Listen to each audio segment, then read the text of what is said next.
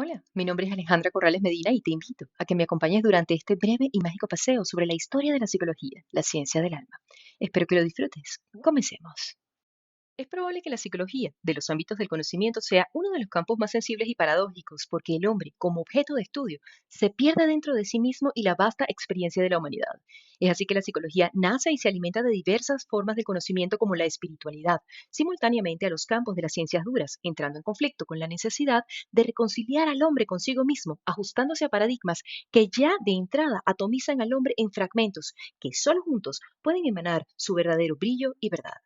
En nuestro camino como buscadores de nuestra verdad, desde las antiguas escrituras de los Vedas, el taoísmo, el confucianismo, así como el legado de los iatromantis o videntes médicos de Grecia y las antiguas culturas chamánicas de Australia, África y todo el continente americano, con la presencia de hombres medicinas y desde cualquier espacio que el hombre ha habitado, siempre expresamos una necesidad de comunicación con lo inconmensurable, intentando responder una pregunta del alma. ¿Quién soy yo? ¿Y para qué estoy aquí?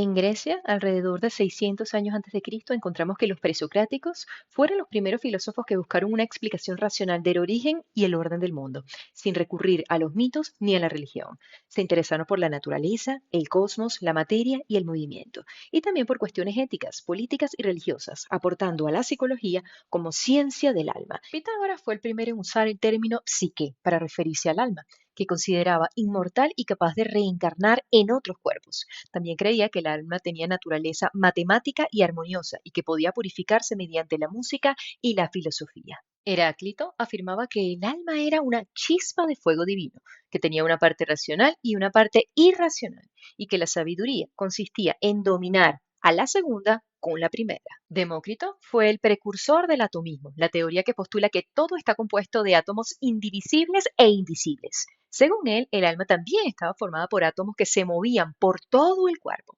El alma era responsable de las sensaciones, los pensamientos y las emociones y se disolvía, según él, con la muerte. Empédocles, por su parte, introdujo la teoría de los cuatro elementos, tierra, agua, aire y fuego, que se combinan y se separaban por la acción del amor y el odio. El alma, según él, era una mezcla de estos elementos y sufría un ciclo de transmigración por diferentes seres vivos hasta alcanzar la liberación. Más adelante encontramos a Sócrates, de quien se introdujo la famosa frase, conócete a ti mismo y conocerás al universo y a los dioses.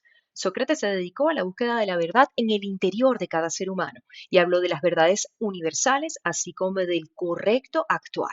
Fue el primer filósofo que introdujo un método de conocimiento, la mayéutica, que más adelante la psicología designará como parte de los métodos de investigación científica, llamado el método inductivo, en el que a través de la dialéctica o el diálogo basado en preguntas y respuestas se pare o se alumbra la verdad. Platón fue alumno de Sócrates y maestro de Aristóteles. Aportó ideas relacionadas con la percepción, así como la afirmación de que el ser humano está formado por cuerpo y alma. Esta última conformada por lo racional, lo irascible y lo concupiscible. En su famosa alegoría de la caverna de Platón encontramos una metáfora que explica la naturaleza del conocimiento y de la verdad. En ella, Platón describe a un grupo de prisioneros que han estado toda su vida encadenados en una caverna, mirando hacia una pared donde se proyectan sombras o formas mutables y aparentes de los objetos y que pasan detrás de ellos. Los prisioneros creen que lo que observan es el mundo real, sin darse cuenta de que son sombras de esos objetos. Uno de ellos consigue liberarse de sus cadenas y comienza a ascender. De este modo, es capaz de observar la luz del fuego que está más allá del muro y cuyo resplandor le ciega y casi le hace volver a la oscuridad. Poco a poco, el hombre liberado se acostumbra a la luz y con cierta dificultad decide avanzar. Después sale al exterior, en donde observa el reflejo de las cosas, las personas, y luego empieza a verlas directamente. De este modo, admira por primera vez las estrellas, la luna y el sol. El individuo concibe lo que por fin es el mundo de las ideas, del alma y del conocimiento, como una realidad superior, es decir, el verdadero conocimiento. Pero cuando regresa para compartir lo que ha descubierto con los otros prisioneros para ayudarles a ascender al mundo real, no puede ver bien porque se ha acostumbrado a la luz exterior. Entonces, los que estaban allí piensan que el viaje le ha dañado y no desean acompañarle hacia afuera. Platón, a través de estas enseñanzas, describe lo que Sócrates explica como que los reclusos harían todo lo posible para evitar que dicha travesía se diera, llegando incluso a matar a quien se atreviera a intentar liberarlos. Platón también crea la propuesta del estado ideal y de la polis. Aristóteles, padre antiguo de la psicología, describió la filosofía como ciencia y fue el primero en aportar la terminología del método científico. Fue uno de los primeros en el estudio del alma o la mente humana y escribió una obra llamada De Anima, que se encuentra considerada como el primer libro sobre psicología. Allí expone sus ideas sobre la naturaleza, las funciones y las partes del alma, como el principio vital de los seres vivos. Y también habla sobre la percepción, el pensamiento, el deseo, la voluntad y la felicidad. Y distingue dos tipos de conocimiento. El teórico, que se basa en la razón pura y se basa en la búsqueda de la verdad por sí mismo, y el práctico, que es el que ejecuta la acción correcta y se basa en la razón aplicada a la realidad. La psicología práctica de Aristóteles se ocupó de la ética, de la política y de la retórica, y tenía como fin la felicidad, que se logra mediante el ejercicio de la virtud. Acto y potencia son otros dos conceptos claves en la metafísica de Aristóteles, que le sirven para explicar la naturaleza de los seres vivos. El acto es lo que un ser ya es en un momento dado, y la potencia, lo que un ser puede llegar a ser en el futuro. 3 siglos antes de Cristo aparecieron los estoicos, entre ellos Marco Aurelio, Zenón de Sitio y Séneca.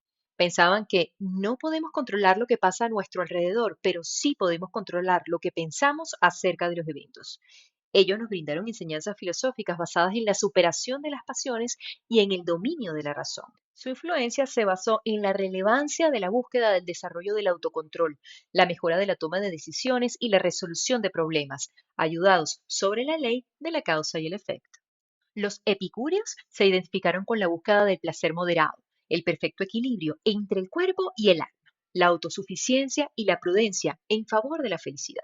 Entendieron el placer como la ausencia del dolor, por lo que buscan distinguir entre lo verdadero y lo falso a través de las sensaciones y los sentimientos que constituyen la base de la moralidad.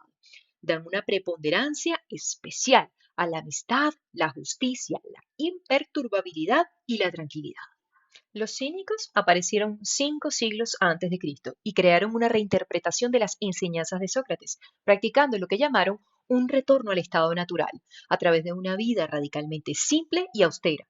Rechazaban los lujos, el dinero y la fama. Eran irónicos y burlones y despreciaban a los demás, al punto de ser egocéntricos, anárquicos y pesimistas. Cuenta la historia que un día Alejandro Magno se acercó a Diógenes el perro en la calle y le preguntó: ¿puedo ayudarlo en algo? Y la respuesta que recibió fue: sí, apártate, que me tapas el sol. Ya hacia el siglo X de la Edad Media surge la corriente filosófica y teológica que propuso sustentar la fe católica bajo el razonamiento lógico. Estamos hablando de la escuela escolástica. Fue un movimiento intelectual expuesto por Santo Tomás de Aquino, Anselmo de Canterbury y Pedro Abelardo, entre otros, que bajo el rigor metodológico de plantear preguntas y argumentos contradictorios, procuraban llegar a una conclusión definitiva, intentando resolver problemas universales y creando la necesidad de un discurso sólido que soportara cualquier crítica. Esto promovió la construcción del discurso académico occidental, la distinción entre la filosofía, en tanto razón, de la fe, en tanto teología, y la escisión entre el Estado y la jerarquía eclesiástica. Dentro de la filosofía del conocimiento, la epistemología, surgieron dos corrientes antagónicas que intentan explicar el origen y la naturaleza del conocimiento humano. Ellas son el empirismo y el racionalismo. La primera perspectiva defiende que la experiencia y la evidencia son la principal fuente de conocimiento, mientras que la segunda enfatiza en el papel de la razón y del intelecto. Veamos un poco más sobre esto. El racionalismo, expuesto por Descartes, Spinoza y Leibniz, sostiene que la mente humana posee ideas innatas y que no depende de la experiencia. Se apoya en los procesos mentales y en los principios de organización y dan importancia a lo racional y a la búsqueda de verdades innatas. Su método es el lógico deductivo. En oposición al racionalismo, el empirismo afirma que el conocimiento se basa en la experiencia sensorial, en la evidencia, en la experiencia y en la observación. Si lo vives, lo puedes comprender. Sostiene que la mente humana es como una tabula rasa que se va llenando con las impresiones de los sentidos. El empirismo está relacionado con los principios de asociación y algunos de sus representantes fueron Luke, Berkeley y Hume. Su método es inductivo. El asociacionismo, por su parte, pretende explicar los fenómenos mentales de los seres humanos a partir de las conexiones de ideas, imágenes, representaciones y estímulos. Este movimiento analiza la manera en la que los pensamientos se asocian en virtud de su semejanza, proximidad o contraste, dando lugar al comportamiento creativo y al razonamiento. El asociacionismo se basa en el empirismo, pero también incorpora elementos del racionalismo. Algunos de sus representantes son Hartley, Thorndike y Pavlov, algunos que veremos un poco más adelante, y que sentaron las bases de la corriente psicológica del conductismo.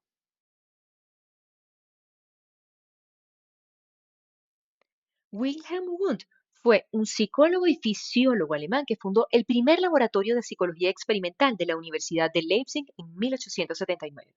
Este laboratorio sentó las bases del estudio científico de la conducta y de los procesos cognitivos y marcó el inicio de la psicología como una disciplina científica respetable. Por este motivo se le considera uno de los padres de la psicología moderna. Wundt creía que la psicología debía ser una ciencia empírica de la experiencia inmediata, y su laboratorio se centró en la medición de la percepción, la atención y la memoria como elementos básicos de la experiencia consciente, mediante la introspección y la observación. Basado en el enfoque empírico, Wundt abre paso a la primera escuela de psicología llamada el estructuralismo, cuyo objetivo es el estudio de la estructura mental. La visión de Wundt de la psicología como una ciencia empírica de la experiencia inmediata fue su intento de desvincular la psicología de los conceptos metafísicos que consideraban la mente como una entidad separada, ya sea espiritual o material. Francis Bacon, por otro lado, fue un filósofo, político y escritor inglés que se le considera uno de los pensadores ingleses más influyentes, padre del empirismo filosófico y científico.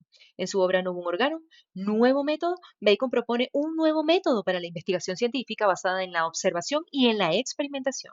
Como padre del empirismo y del método científico, se le conoce por haber aportado a la psicología la lógica del método experimental inductivo, inferir a partir del uso de la analogía, ya que anteriormente se practicaba la inducción mediante la simple enumeración, es decir, extrayendo conclusiones generales de datos particulares. Edward Tishner, junto a su mentor Wundt, fue el primer psicólogo británico junto al cual nació el estructuralismo. Descubrió los elementos de la sensación y de la percepción, así como de los procesos de asociación entre ellos y la respuesta fisiológica de la conducta. Su teoría tuvo un enfoque sistémico de la conciencia y creó las primeras investigaciones acerca de la asociación entre estímulos y la respuesta fisiológica, además de caracterizar a la psicología como una ciencia que debe controlar variables dentro del laboratorio, fijar los objetivos de cada experimento y medir los procesos básicos de la percepción, además de registrar las bases biológicas de cada proceso de percepción, sentando así las bases de la psicología experimental. El funcionalismo, basado principalmente en la extrospección, es influido por la corriente evolucionista. El funcionalismo procuró dar cuenta de cómo la conducta y el estado mental se adaptan al entorno y surge como una alternativa filosófica y metodológica del estructuralismo. Entre sus expositores encontramos a Ernst Weber, quien aporta el concepto de umbrales de sensibilidad y las zonas erógenas que son muy útiles para la detección y medición de los estímulos. Gustav Fechner amplía la ley de Weber a través de la ley Weber-Fechner, en donde expresa que todos vamos a notar un estímulo en una velocidad e intensidad distintas, además de que percibimos incrementos en la intensidad de un estímulo como menos pronunciados a medida que la intensidad aumenta. Thatcher es considerado uno de los padres de la psicofísica y la psicometría junto a Francis Galton. Stanley Hall estudió en Harvard junto a William James y fue fundador del primer laboratorio de psicología en Estados Unidos en 1883. En 1887 creó la revista American Journal of Psychology y creó la Asociación Americana de Psicología, la APA, además del Manual de Psiquiatría para el Diagnóstico del Malestar, llamado el día de hoy el DSM-5, donde se clasifican y diagnostican todos los trastornos mentales. Finalmente, William James fue un filósofo y psicólogo estadounidense considerado uno de los pensadores más influyentes del siglo XIX y el padre de la psicología estadounidense. William James fue el primer educador en ofrecer un curso de psicología en los Estados Unidos y fundó la psicología funcional, dándole importancia a la experiencia subjetiva dentro del proceso de percepción, los procesos mentales y la resolución de problemas. Fue considerado el principal expositor del pensamiento pragmático. Todo pasa por algo. Y junto al médico Karl Lange, propone la teoría de las emociones James Lange, cuya hipótesis es que primero ocurre la respuesta fisiológica o cambios corporales ante un estímulo y luego interpretamos esos cambios como emociones específicas. La primera fuerza de la psicología, también conocida como conductismo, se enfoca en el estudio de la conducta observable y medible. Esta corriente sostiene que el comportamiento humano es el resultado del aprendizaje a través de la experiencia y el condicionamiento. John Watson fue un psicólogo estadounidense y uno de los fundadores del conductismo. Watson creía que la psicología debía centrarse en el estudio de la conducta observable y no en la introspección o en la conciencia. Es conocido por su experimento El pequeño Albert, en el que condicionó a un niño pequeño a temer a un sonido por haberlo asociado a la aparición de una rata. El resultado devino en un trauma irreversible, aplicando así el llamado condicionamiento clásico de Pavlov, con el cual se programa un reflejo evocado, permitiendo el acceso de la predicción y el control de la conducta. En temas de crianza propuso el llamado distanciamiento emocional, a través de la publicación Entrenamiento para dormir, en el cual Watson aconsejaba a los padres a que no tocaran a sus hijos con demasiada frecuencia y que mantuvieran una distancia emocional para que no se malcriaran. Además, Watson recomendaba que los niños fueran dejados solos para dormir y que se les permitiera llorar hasta que se durmieran. A pesar de que se hizo muy famoso por este método, tuvo resultados no muy positivos dentro de la crianza de sus hijos, con lo cual notamos que la historia de la investigación científica tiene sus naturales aciertos y fracasos. Iván Pavlov fue un fisiólogo ruso que revolucionó la ciencia del comportamiento al definir y estudiar el condicionamiento clásico con gran rigor metodológico. El condicionamiento clásico es su conocido experimento con perros, en el cual demostró que los animales podían aprender a asociar estímulos neutros con estímulos que provocan una respuesta automática. Este tipo de aprendizaje ha sido aplicado en el tratamiento de fobias y en otros trastornos psicológicos, y con ello sentó las bases para el estudio del aprendizaje asociativo en la psicología. También brindó su teoría acerca de la tipología de la personalidad, basada en el estudio del sistema nervioso. Según esta tipología existen tres tipos de personas: los equilibrados, los inhibidos y los excitables. Skinner fue un psicólogo estadounidense y uno de los fundadores del conductismo. Creía que el comportamiento humano es el resultado de la interacción entre el individuo y su ambiente y que el aprendizaje se produce a través del refuerzo positivo, el refuerzo negativo y la repetición.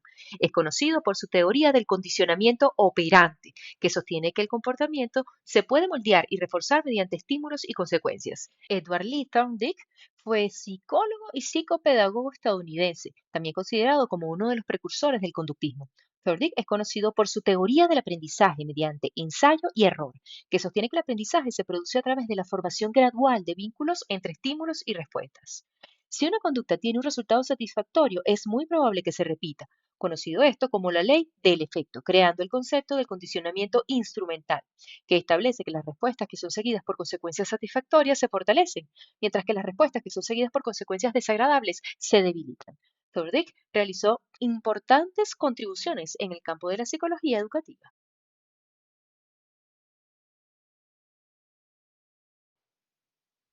La segunda fuerza de la psicología, también conocida como psicoanálisis, se enfoca en el estudio de los procesos mentales inconscientes y en la influencia de la infancia en la personalidad adulta.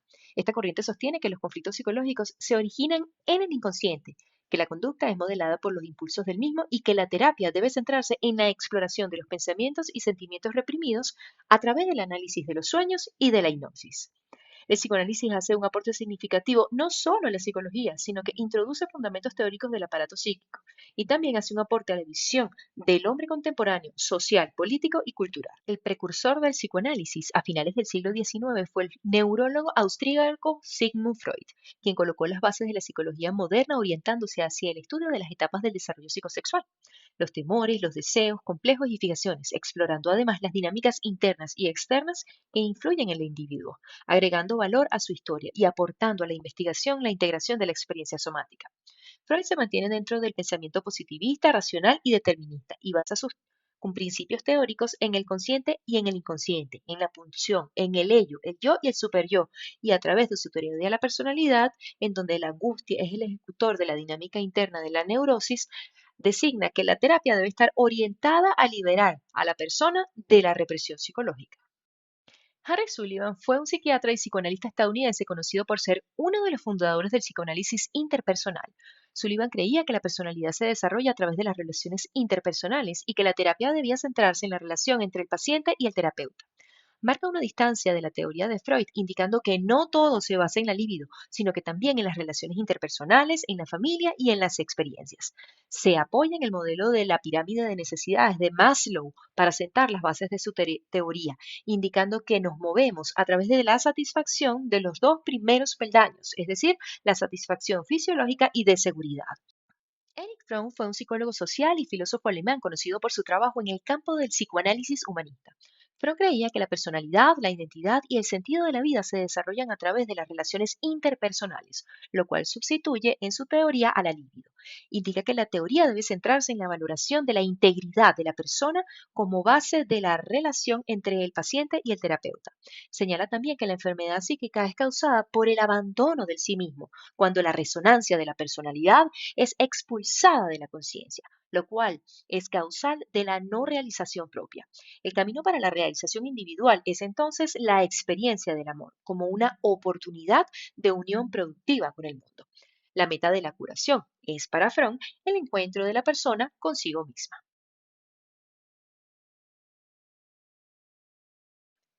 El conductismo y el cognitivismo son dos corrientes teóricas diferentes pero complementarias en el campo de la psicología.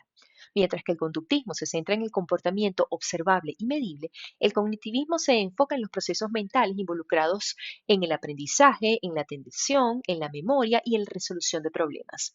El cognitivismo sostiene que el aprendizaje es un proceso activo en el que el individuo construye su propio conocimiento a través de la interacción con el ambiente. Estas diferencias fundamentales dan lugar a diferentes formas de entender y abordar el aprendizaje.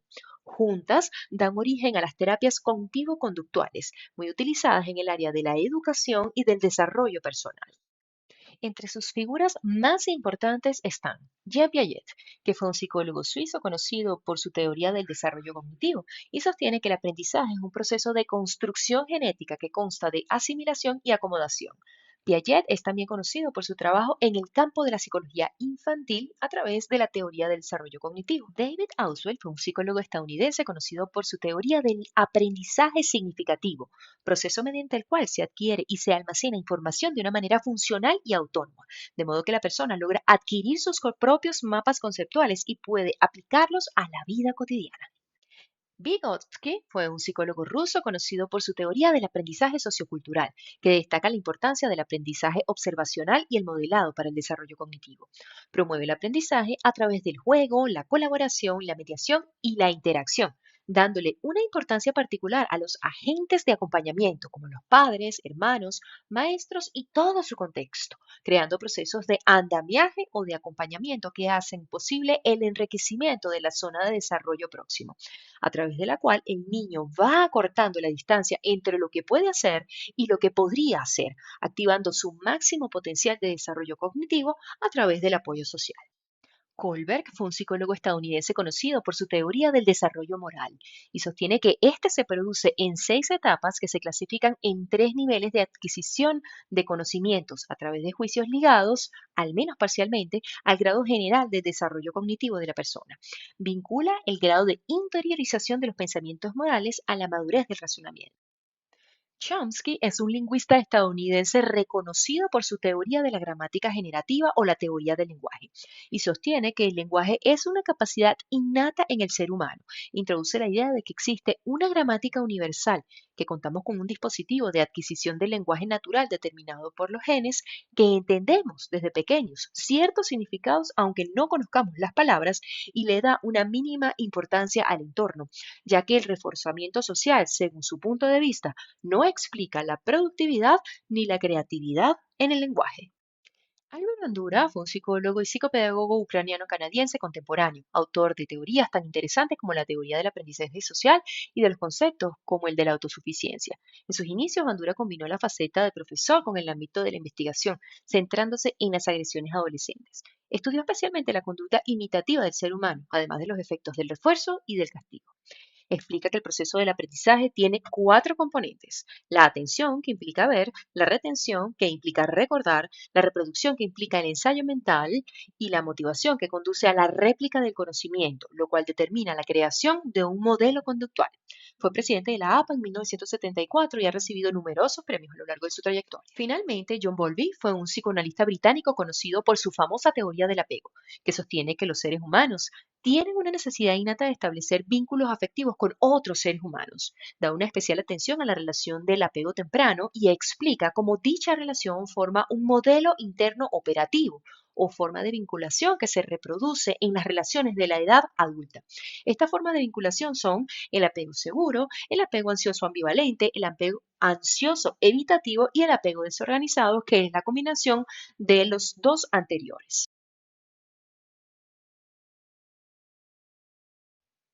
La tercera fuerza, también conocida como la psicología humanista, se enfoca en el estudio de la experiencia subjetiva y la autorrealización.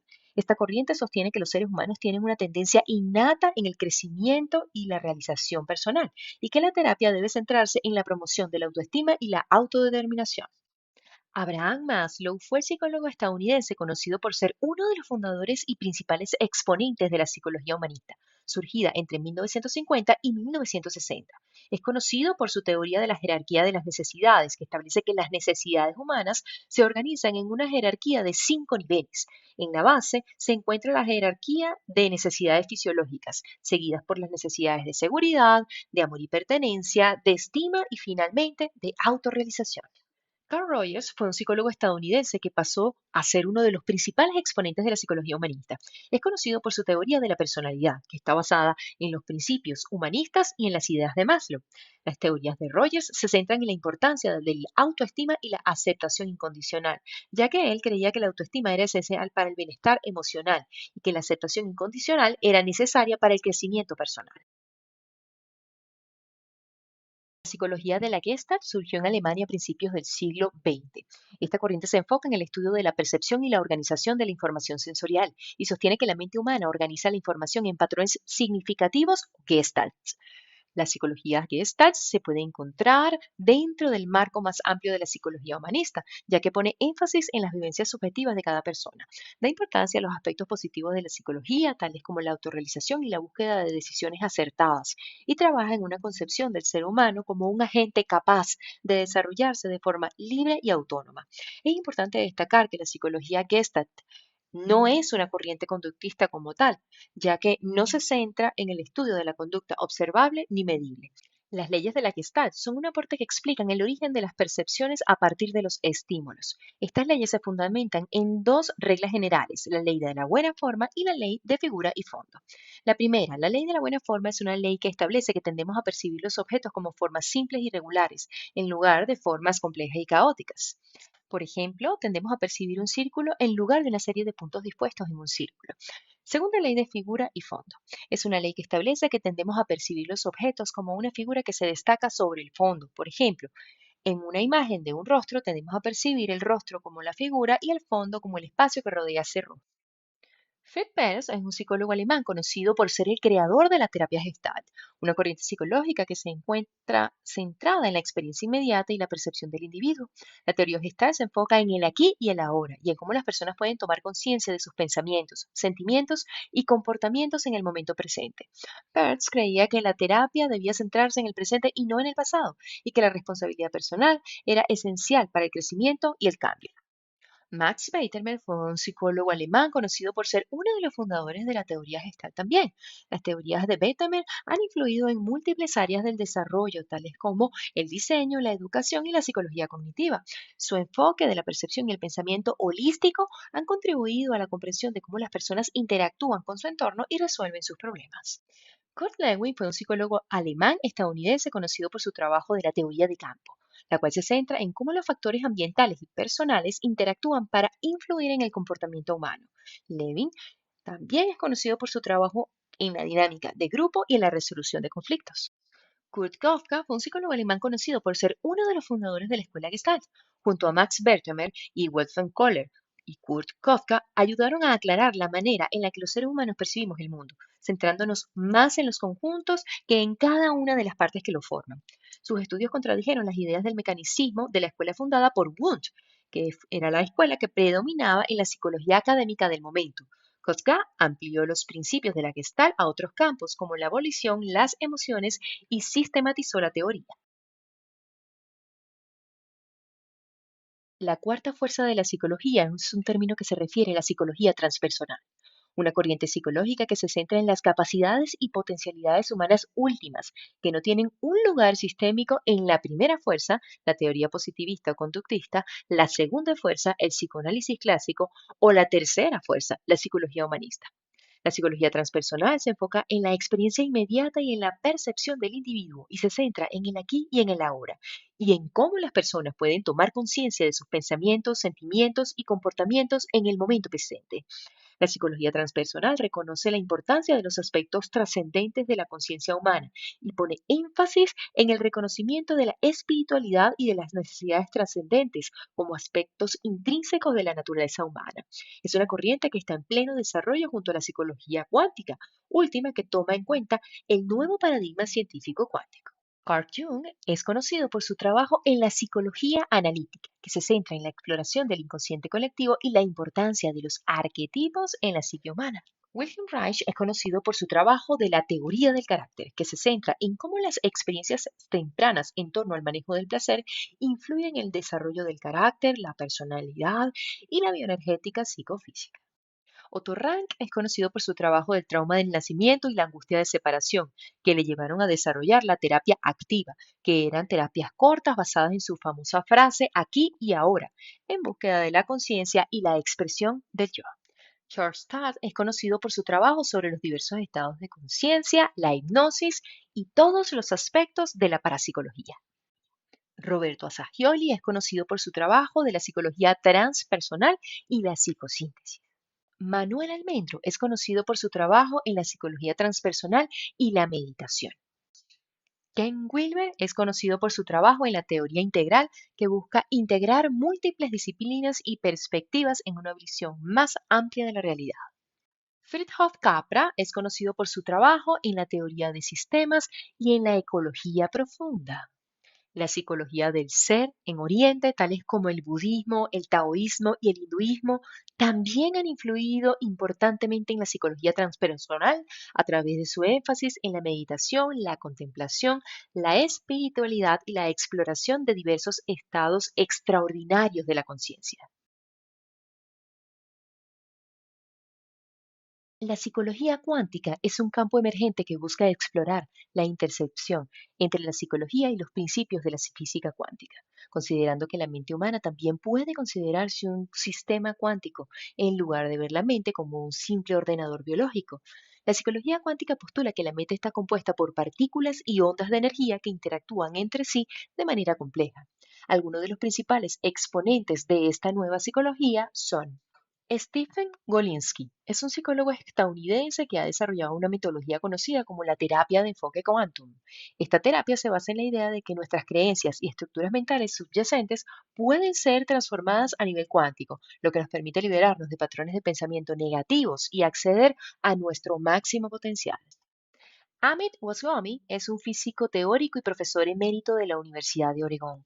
Goswami ha aplicado los principios de la física cuántica a la psicología y ha desarrollado una teoría conocida como la visión cuántica del alma. Stanislav Grof es un psiquiatra checo que ha desarrollado una metodología conocida como la respiración holotrópica. Esta técnica se basa en la idea de que la respiración profunda y rápida puede introducir estados alterados de conciencia que pueden ser terapéuticos y que nos conecten con nuestra alma cuántica. Y David Bohm ha sido un físico teórico estadounidense que ha desarrollado una teoría conocida como la teoría del orden implicado. Esta teoría se basa en la idea de que el universo es un todo indivisible y que la realidad se compone de múltiples niveles de orden. Algunos ejemplos en donde se aplica el paradigma cuántico en la psicología contemporánea lo vemos en el experimento de la doble rendija, en donde la realidad depende del observador, también en los ordenadores cuánticos y en la teletransportación cuántica, en el que los científicos han logrado teletransportar el estado cuántico de una partícula a otra a través del entrelazamiento cuántico. La psicología ha evolucionado a lo largo de la historia desde los primeros pensadores griegos que especulaban sobre la naturaleza de la mente, la percepción, hasta la psicología cuántica, que explora la intercepción entre la psicología y los principios de la mecánica cuántica. En el camino han habido muchos psicólogos influyentes que han contribuido a nuestra comprensión de la mente humana, además de científicos y creativos desde todas las ramas del conocimiento. Sin embargo, no hemos respondido a la pregunta de quiénes somos aún. Quizás sea un secreto y también la máxima motivación para seguir cultivando el camino del autoconocimiento como humanidad. Te doy las gracias por haber visto esta síntesis histórica de nuestro estudio como seres humanos a través de nuestra historia de la psicología. Espero que lo hayas disfrutado y si tienes preguntas o aportes, estaré profundamente agradecida de recibirte. Hasta pronto.